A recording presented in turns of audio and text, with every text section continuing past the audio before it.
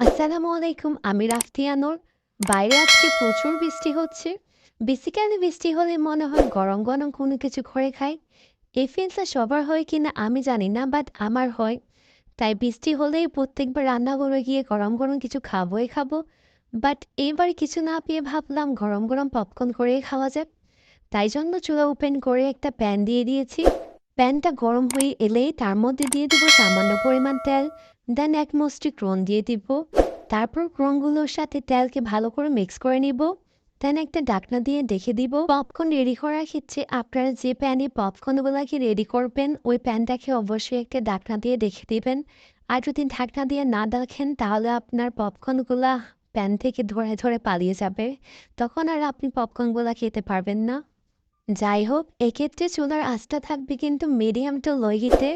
আবার আপনি যদি চান আপনার পপকর্নগুলোকে মিষ্টি মিষ্টি করে খেতে, তাহলে দিয়ে দিতে পারেন সামান্য পরিমাণ চিনি। আর আপনি যদি বলেন না মিষ্টি মিষ্টি না, একটু নোনতা নোনতা করেই খাবো, তাহলে দিয়ে দিতে পারেন সামান্য পরিমাণ লবণ। বাট আজকে আমার মিষ্টিও খেতে ইচ্ছা করতেছে না, আবার নোনতাও খেতে ইচ্ছা করতেছে না। তাই জন্য আমি চিনিও দিব না, আবার লবণও দিব না।